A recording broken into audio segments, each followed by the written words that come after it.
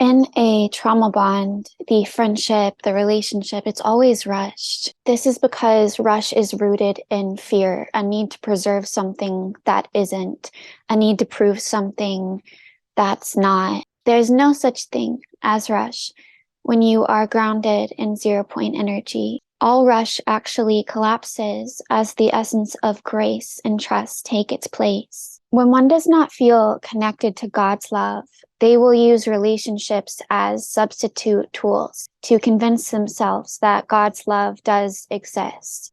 This clinging is often found in the subtle, nuanced forms of seeking a soulmate or a twin flame. The process of finding love should happen in the opposite way, where each soul initiates into remembering or embodying source love, and from there, aligned connections will simply follow. These connections will be branches of source energy, not the pure core of source itself. The intrinsic core is within you, not lingering in the material realm.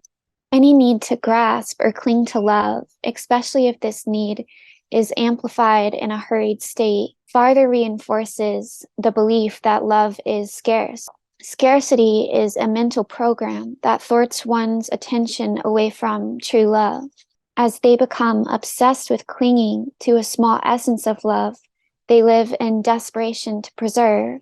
Just think of my precious from Lord of the Rings. My precious, my love. Believing love is deluded in lack only pushes and forces, condensing love into deeper states of fear. This dilutes its potency. This turns love into a burden of lack because you're constantly worried about preserving it instead of a form of abundance, which is what love naturally actually is.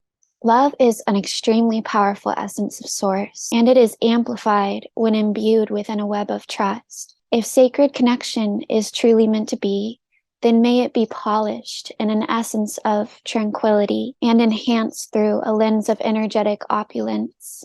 All who are meant to find one another will do so when love replaces the false programming of lack. And this will happen over time.